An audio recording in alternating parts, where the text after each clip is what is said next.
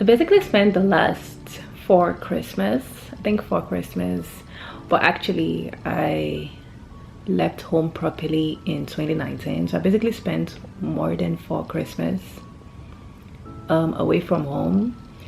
Right now making this video, I'm probably gonna say four Christmas because of I was back home I left home 2019, yes, at the age of 17, but then I went back home in 2020, and then I don't know, I've kind of lost track of dates, but you know, this is gonna be the fourth Christmas I'm spending without family, and it's basically 3:37 a.m. I'm receiving Christmas messages from home, and I'm about to return them back. And you know, every single year I get this nostalgic feeling. When I was 17 years old and I had my last drive around my estate with one of the neighbors, and I could remember her words clearly. She was basically like, "Sharon, cherish this last moment, you know, you never know when you're gonna come back." And I was like, nah, you know, I'm not leaving forever, I'm gonna be back, I'm probably even gonna come back next year, things like that. What am I trying to say?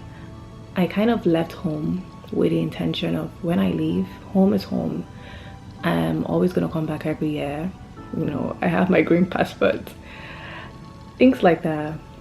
But I realized I didn't come back that year.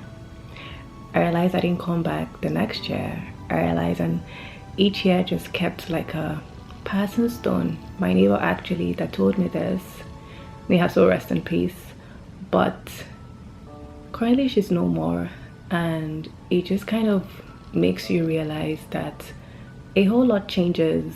Actually, I was doing a Q&A of recent, and I think someone asked me, how do I try to stay positive, you know, regardless of the fact that I've been away from home for so long. And I feel like I try to stay positive, right? Because of, obviously, like, I feel like that's the most you could do. There's certain things that you just can't change, you know. Like for me, I was meant to come back home. I was meant to spend Christmas last year at home, and then when I checked the ticket prices, it was like 4K, 6K from Grenada. I was like, hell no, I obviously can't do that. Like, that's a lot. So it's kind of like another year rolls over again. This year I couldn't go because of my break was basically 2 weeks, and it takes me like a day plus to travel from here to Nigeria, so that's already like 2+ days out of the 2 weeks.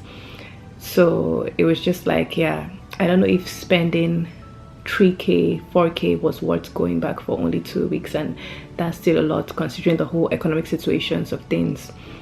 So yeah, it's just kind of a reminder, like, you know, I try to stay positive, but I feel like during this period of time, it's kind of like my most vulnerable times. I remember last year by this time, when I found out I wasn't going back home, I was like, damn.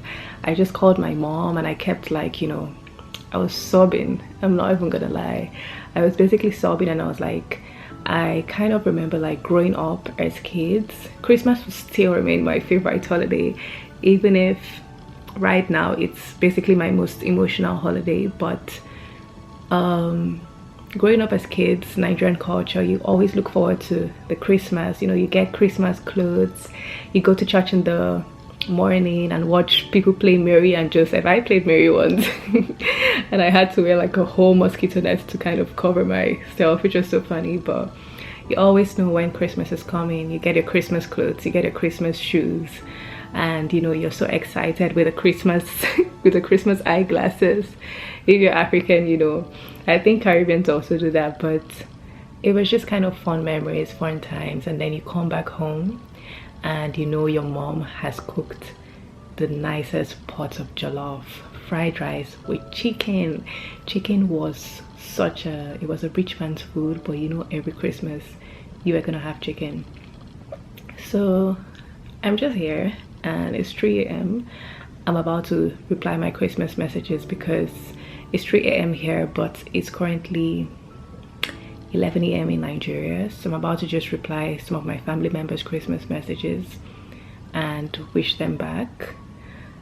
I'm not going home for Christmas this year, but I'm currently in Canada. I came to spend time and be around the closest thing I could get to family, which is some of the people I grew up with. And even though I'm not with family, I feel like I just really appreciate the fact that I could still get to spend time with people and not alone. So yeah, I'm making this video, and all I want for Christmas next year from Santa is to go home. Hopefully that gets to happen. Yo, it's gonna be a total shutdown. But if you're seeing this video, Merry Christmas. These are my random thoughts at 3 a.m. I feel like what I'm trying to say is take each moment with love. Take each moment like it's your last. I remember having the drive with my auntie and she told me that, and I was like, nah, I'm not going forever. I didn't know that would be the last time I was gonna see her, and I didn't know it was gonna take so long for me to go back home. So if you're watching this video, be grateful for what you have. Take every moment like it's the last. Live every moment. Tell the people you love them every day, because you don't know when next you may be away from them, and all you get to do is text them on phone. You know, I speak to my mom every day, but I would literally do anything right now just to have her here with me for Christmas, and we both cook jollof rice, but I'm not getting that. So yeah, could I change one thing? I wish the Christmas I spent back home, I laughed more with my mom, my parents. I cooked more instead of stealing all the bits. But these are my random thoughts at 3 a.m. and I wish you all a Merry Christmas.